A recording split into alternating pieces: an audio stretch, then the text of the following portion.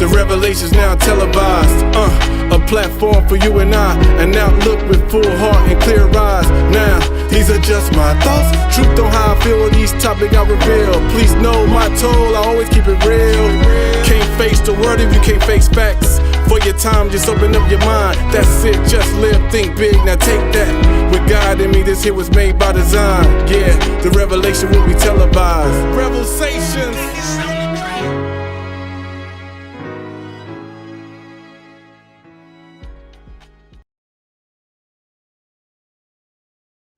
What's up, everybody, and welcome back to the REVELSations podcast. It's your boy, Rev, and I'm happy that you're joining me today. Please subscribe, rate, and review wherever you're listening to me now. And if you're on YouTube, make sure you subscribe, hit that like button, and share it with somebody. If you're still rocking with me now, that means you're getting something out of this, hopefully, and you can share it with some other people. I just finished a 3-part series on stepfathering, and I called it Challenging Self-Beliefs in Real Time. I talked to 2 guys and a lady about stepfathering and all of that because I don't necessarily believe or want to be a stepfather. And I was challenging myself because I want to get better. I want to grow. I don't want to just be stagnant and believe what I told myself in my youth and believe these preconceived notions I've had or even believe what I've seen from other people. I want to challenge why I think the way that I think. I talk to counselors, I talk to other teachers, and it's a thing where people do not know what they think. And even if they do truly know what they think, they don't know why they think. So how often do we actually think about what we think? I know that sounds weird. I'm gonna say it again. How often do we think about what we think? Now, I'll brag a little bit. I do that all the time. That's why I just had the series then, and that's what we'll be talking about today, and a self-belief that I've had, and I'm quite sure that you have, everybody has, because we all deal with this, and that is this thing called self-esteem. How you feel about yourself. Okay? Self-esteem, according to the dictionary, is the belief or confidence in one's own abilities. Okay? Confidence in one's own worth or abilities, or self-respect. This has nothing to do with anybody else. This is self-esteem, the esteem or how you feel or view yourself and your worth and your abilities.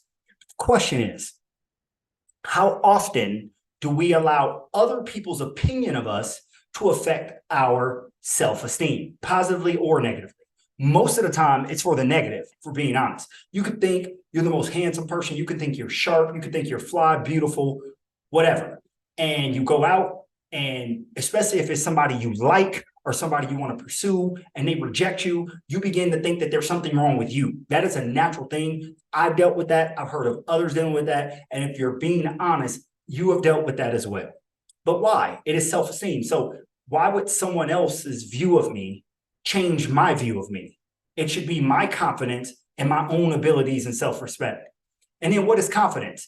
It is the feeling or belief that one can have faith and rely in someone or something. So that's confidence in me. I have the feeling or belief within myself that I am handsome, or the feeling or belief that I can accomplish these great things. So just because another person tells me I can't doesn't mean that I can't. But that's what happens. So why am I talking about self-esteem, and how did my view of myself begin to change? Because I've struggled with self-esteem. I've had self-esteem issues my entire life. When I was a kid, my siblings are going to kill me for this one. I'm my mom's darkest kid. And they used to make fun of me because I was dark-skinned.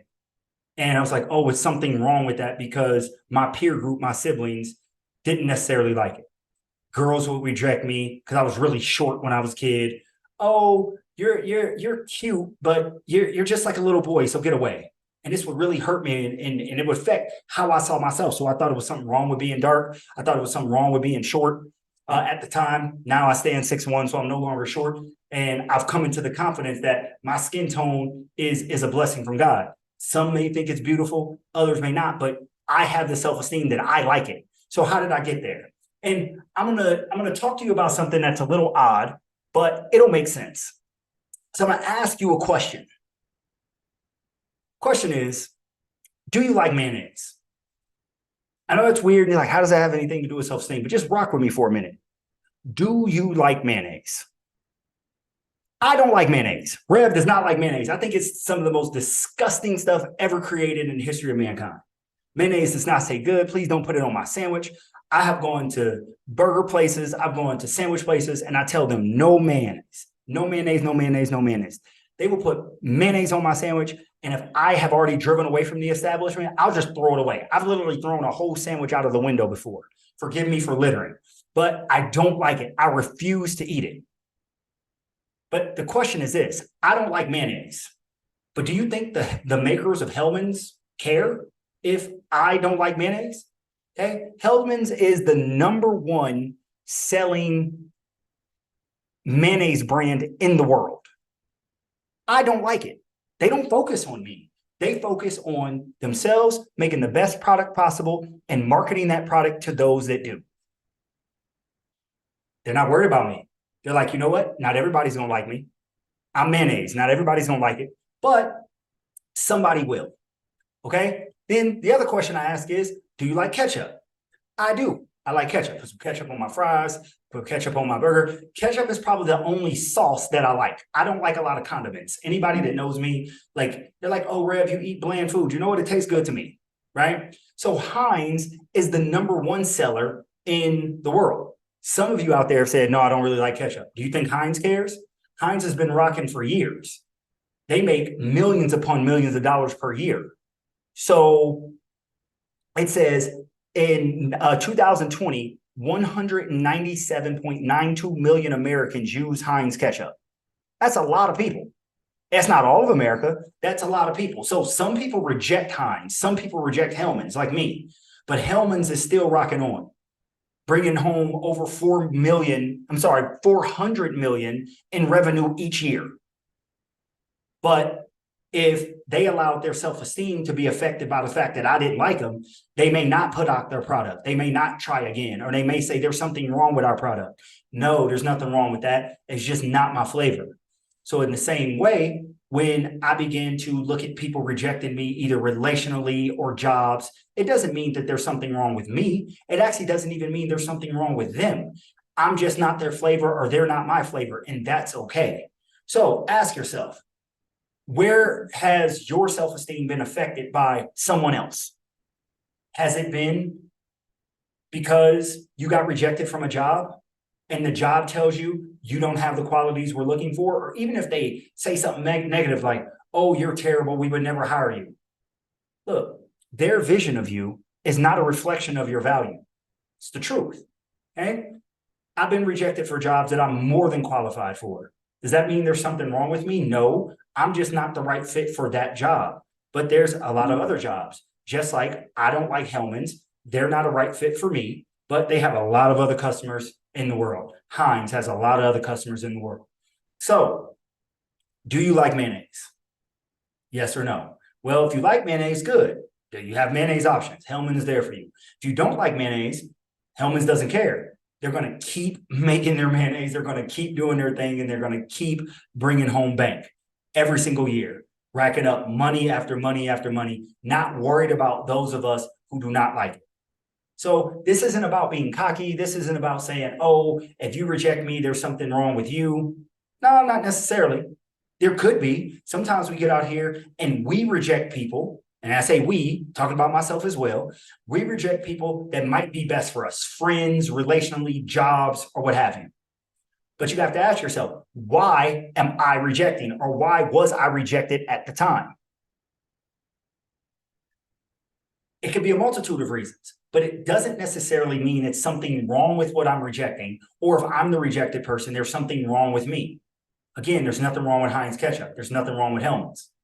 It's all about the right fit, and it's all about the self-esteem, the confidence in yourself. So Hellmann's has a lot of confidence. Heinz has a lot of confidence, and that's how I began to turn my confidence thing around. Now, I still struggle with it, okay? I walk into a place, or I apply for a job, or I want to get a scholarship or whatever it is, and they say no. Ooh, that hits the pride. And I got ego. We all do, but especially as men, we have ego.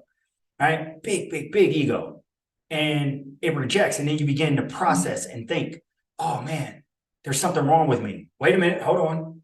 No, it isn't. That's just not the thing for you. And that's not going to be the only thing. You are not that thing's flavor, or that thing is not your flavor. But just because it's not your flavor, or just because you're not its flavor, doesn't mean you can't be successful, right? So a lot of times we end up trying to chase, and we have people around us who love us for who we are, who find us handsome, who find us beautiful, who find us worth it, who find us whatever. But we oftentimes focus on those who don't, right? Of course, Hellman wants a larger audience base, but they don't sacrifice those that they have trying to pursue more. And they're perfectly okay with continuing to be the top selling mayonnaise brand in the world, because they are helping the clients that they have, or the customers that they have, continue to like the product. So when you are rejected, when you are feeling bad, don't let somebody else say that you're nasty. Like I say, not just Hellman's, but all mayonnaise. Don't let them say, oh, you're gross. No. Okay. You don't like me, but that doesn't mean I don't like me. Okay. I like me regardless of anybody else that likes me. But guess what? Somebody else is going to like me. Nobody's just on this world where no one likes them at all. Okay. So just keep in mind that just because someone rejects you, you should not look differently at yourself. Should we be self-reflective? Yes. Are there areas in which we need to improve? Absolutely. But just because we're not perfect, just because we need to improve in an area, doesn't mean there's something wrong with us. See a Bentley driving down the street and it got a dent in the door. Is it perfect? No, but it's still a Bentley, right? So just because you may have a dent or a couple of scratches, you're still a Bentley. Just because somebody rejects you and they say you're not their flavor, you could still be a top seller, AKA you could still market yourself and get accepted and loved by a lot more people. Hey, well, I'm going to end it here. Just a really quick one from your boy Rev here on the REVELSations podcast. Again, subscribe, rate, review, share. Hit me up on social media at the REVELSations podcast. That's on IG, TikTok, and Facebook. You can also reach out to me via email at REVELSationspodcast. I know it's a little weird. I don't have on the email, but I do on the social media platforms. Just rock with me there. And I'll holler at you guys next time. Peace.